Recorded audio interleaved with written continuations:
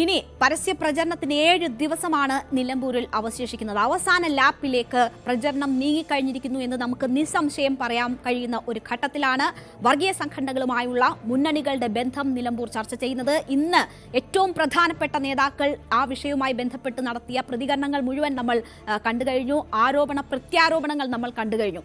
നിലമ്പൂരിൽ നിന്ന് CV അനുമോദും VV അരുണും നമുക്കൊപ്പം വാർത്തയുടെ വിശദാംശങ്ങളുമായി എന്താണ് അവിടുത്തെ ഗ്രൗണ്ട് റിയാലിറ്റി ഇപ്പോൾ എന്നുള്ളത് പറയാനായി നമുക്കൊപ്പം ചേരുകയാണ്. ആദ്യം അനുമോദിലേക്ക്. അനുമോദ്, നമ്മൾ ഈ അടുത്ത കാലത്ത് കാണുന്ന തെരഞ്ഞെടുപ്പുകളൊക്കെയും തന്നെ ഏറ്റവും അവസാന ലാപ്പിലേക്ക് എത്തുമ്പോൾ വർഗീയ പ്രചരണങ്ങളിലേക്ക്, വർഗീയ ആരോപണങ്ങളിലേക്ക് കടക്കുന്നത് നമ്മൾ കണ്ടിട്ടുണ്ട്. അതിൻ്റെ ഒരു സെയിം പാറ്റേൺ ആണ് ഇപ്പോൾ നിലമ്പൂരിൽ നമ്മൾ കാണുന്നത്. ഇനി 7 ദിവസം പരസ്യ പ്രചരണത്തിന് അവസാനിക്കുന്ന ഘട്ടത്തിൽ ആർക്കൊക്കെയാണ് വർഗീയ സംഘടനകളുമായി ബന്ധം എന്നുള്ള ചർച്ച ആരംഭിച്ചു കഴിഞ്ഞിരിക്കുന്നു. അവർ പരസ്യ പ്രതികരണങ്ങളുമായി രംഗത്ത് വന്നിരിക്കുന്നു. ഇന്നൊരു ഹിന്ദു സംഘടന കൂടി രംഗത്ത് വന്നിരിക്കുന്നു എന്നതാണ് അല്പമെങ്കിലും ഒരു കൗതുകമുള്ള മറ്റൊരു കാര്യം എന്ന് വേണം പറയാൻ, അല്ലെങ്കിൽ നേരത്തെ കണ്ട പാറ്റേണുകളിൽ നിന്ന് വ്യത്യസ്തമായുള്ള ഒരു കാര്യം എന്ന് വേണം പറയാൻ. ഈ ആരോപണ പ്രത്യാരോപണങ്ങളെ നമ്മൾ എങ്ങനെ നോക്കിക്കാണണം? വളരെ പരസ്യമായി കൊണ്ട് തന്നെ ഞങ്ങൾക്ക് വോട്ട് വേണമെന്ന് പറയാൻ മുന്നണികൾ തയ്യാറായിരിക്കുന്നു എന്നൊരു പ്രത്യേകത കൂടി നിലമ്പൂരിൽ കാണുമ്പോൾ ഇതൊക്കെ വോട്ടെടുപ്പിൽ എങ്ങനെ പ്രതിഫലിക്കും?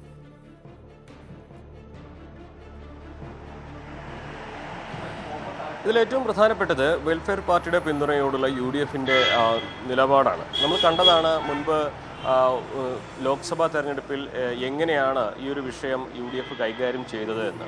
എന്നാൽ അതൊന്നും തികച്ചും വ്യത്യസ്തമായിട്ട് വെൽഫെയർ പാർട്ടിയെ ചേർത്ത് പിടിച്ചുകൊണ്ട്, വെൽഫെയർ പാർട്ടിയുടെ തീരുമാനം അംഗീകരിച്ചുകൊണ്ട് ഒപ്പം നിർത്തുന്നതെന്ന് പറയുമ്പോൾ സ്വാഭാവികമായിട്ടും അത് നിലമ്പൂർ മാത്രം ലക്ഷ്യമിട്ടല്ല എന്ന് നമുക്ക് ഈ ഘട്ടത്തിൽ പറയാൻ കഴിയും.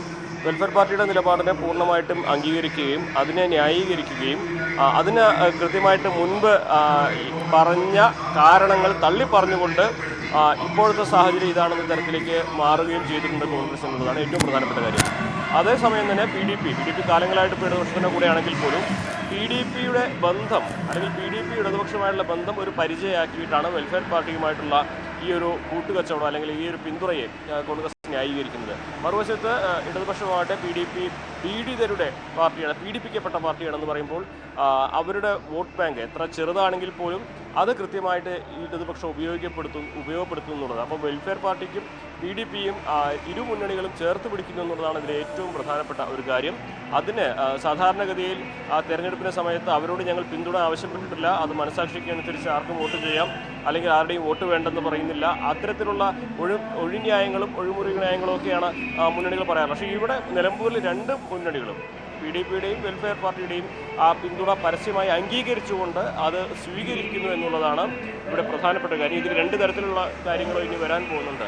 ഒന്ന്, വെൽഫെയർ പാർട്ടിയുടെ പിന്തുണ കാലങ്ങളായിട്ട് UDFനൊപ്പം നിൽക്കുന്ന, UDFനെ സഹായിക്കുന്ന മറ്റ് മുസ്ലിം മതസംഘടനകൾ എങ്ങനെ ഉൾക്കൊള്ളുമെന്നത്. ജമാഅത്ത് ഇസ്ലാമിയുടെ രാഷ്ട്രീയമായിട്ട് പൊരുത്തപ്പെടുന്ന സുന്നി പ്രസ്ഥാനങ്ങൾക്കും മുജാഹിദ് പ്രസ്ഥാനങ്ങൾക്കും കഴിയുകയില്ല. അപ്പോൾ അവരുടെ നിലപാട് എന്താണ് എന്നുള്ളതാണ് അറിയേണ്ടതായിട്ടുള്ള ഒന്നാമത്തെ കാര്യം. രണ്ടാമതായിട്ട്, ഈ നിലപാട് മറ്റൊരു തരത്തിലുള്ള ധ്രുവീകരണം ഇവിടുത്തെ പോളിംഗിൽ അല്ലെങ്കിൽ വോട്ടിങ്ങിൽ ഉണ്ടാക്കുമോ എന്നുള്ളതാണ്. പ്രത്യേകിച്ച് ഇടതുപക്ഷവും വലതുപക്ഷവും ഈ വർഗീയ കക്ഷികളോട് ഒരുമിച്ച് നിൽക്കുന്നത് BJPയുടെ മുൻ സംസ്ഥാന അധ്യക്ഷൻ K. സുരേന്ദ്രൻ ഇന്നിവിടെ പ്രസ്താവന നടത്തി. രണ്ടുപേരും വിനാശകരമായ രീതിയിലാണ് ഈ ഒരു തെരഞ്ഞെടുപ്പിനെ വർഗീയ കക്ഷിയുമായി കൈകോർത്ത് നേരിടുന്നതെന്ന്. സ്വാഭാവികമായിട്ടും അത്തരത്തിലുള്ള ഒരു പ്രചാരണം നടക്കുമ്പോൾ ആ വോട്ടുകൾ, പ്രത്യേകിച്ച് ഒരു വിഭാഗത്തിൻ്റെ വോട്ടുകൾ മറ്റേതെങ്കിലും തരത്തിലുള്ള ധ്രുവീകരണത്തിലേക്ക് വഴിമാറുമോ എന്നുള്ള ചോദ്യം. അങ്ങനെ ഈ LDFൻ്റെയും UDFൻ്റെയും PDP വെൽഫെയർ പിന്തുണ സ്വീകരിക്കുന്നതും അത് ന്യായീകരിക്കുന്നതുമായി ബന്ധപ്പെട്ടുള്ള പ്രസ്താവനകൾ പല തലങ്ങളിലാണ് നിലമ്പൂരിൽ ഇനിയുള്ള ദിവസങ്ങളിൽ പ്രചരണത്തിൽ വരിക, അത് പ്രതിഫലിക്കുക എന്ന് വേണം ഈ ഘട്ടത്തിൽ വിലയിരുത്തുവാൻ.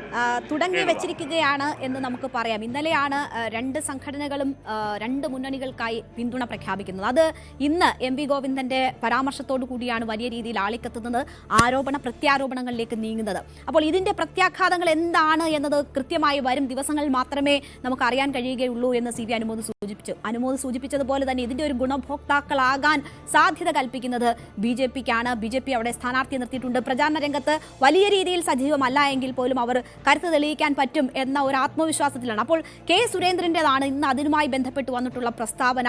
വോട്ടിന് വേണ്ടി ദേശദ്രോഹ കക്ഷികളുമായി കൈകോർക്കുന്നത് ദൂരവ്യാപക പ്രത്യാഘാതം ഉണ്ടാക്കുമെന്നതാണ് K. സുരേന്ദ്രൻ നൽകുന്ന മുന്നറിയിപ്പ്.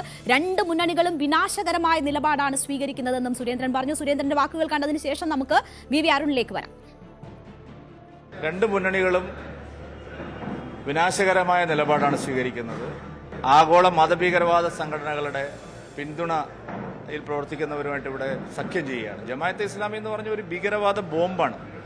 ഈ രാജ്യാന്തര ബന്ധങ്ങളുള്ള സംഘടനയാണ്. ഈ നാട്ടിൽ നടക്കുന്ന എല്ലാ കലാപങ്ങളുടെയും പിന്നിൽ അവരുടെ ആശയങ്ങളാണ്. മറ്റ് ഒരു ചിന്താഗതിയും ഇവിടെ വേണ്ട. മതരാഷ്ട്രവാദം പരസ്യമായി പറയുന്ന ഒരു സംഘടനയാണ്. ആ സംഘടനയുടെ പിന്തുണയാണ് UDF തേടി. ഈ ആര്യാടൻ ഷൗക്കത്ത് എപ്പോഴും പറയുന്നത് ഞാൻ വളരെ സെക്കുലറാണ്, എൻ്റെ നിലപാട് അങ്ങനെയാണെന്നൊക്കെയാണ്. പക്ഷേ ഒരു തെരഞ്ഞെടുപ്പിൽ മത്സരിക്കുമ്പോൾ ഇത്രയും ഭീകരവാദ ബോംബിന്റെ പിന്തുണ, അത്രയും ഒരു നികൃഷ്ടമായ സംഘടനയുടെ പിന്തുണ അവർ തേടുക. അപ്പുറത്ത് ISS ഈ നാട് മുഴുവൻ കലാപം ഉണ്ടാക്കിയവരാണ്. ബാംഗ്ലൂരിൽ സ്ഫോടനം, കോയമ്പത്തൂരിൽ സ്ഫോടനം, നൂറുകണക്കിന് ആൾക്കാരെ കൊന്ന് അതിന്റെ പേരിൽ പ്രതിയാക്കപ്പെട്ടിട്ടുള്ള കളങ്കപ്പെട്ടിട്ടുള്ള ഒരു സംഘടനയാണ് PDP. ആ PDPയുടെ പിന്തുണ LDF നേടും. ഗോവിന്ദൻ പറയുന്നത് ജമാഅത്തെ ഇസ്ലാമിയുടെ അത്ര ഭീകരവാദം പീഡിപ്പിക്കില്ലെന്നാണ്. ഭീകരവാദത്തിന് ഒരു മാർക്കിടുക. ഈ രണ്ടു കൂട്ടരും ചെയ്യുന്നത് നാടിനെ നശിപ്പിക്കുന്ന സംഘടനകളുമായിട്ട് ചേർന്ന്. തീർച്ചയായും എന്തായാലും രണ്ട് മുന്നണികളുടേതും വിനാശകരമായ നിലപാടെന്ന് പറഞ്ഞുകൊണ്ടാണ് BJP അവിടെ ഈ വിഷയത്തിൽ അവരുടെ നിലപാട് പ്രഖ്യാപിക്കുന്നത്. അവർ അവിടെ അതിന്റെ ഏതാണ് അവർക്കുള്ള അവസരം എന്നത് തേടുന്നത്. നമുക്ക്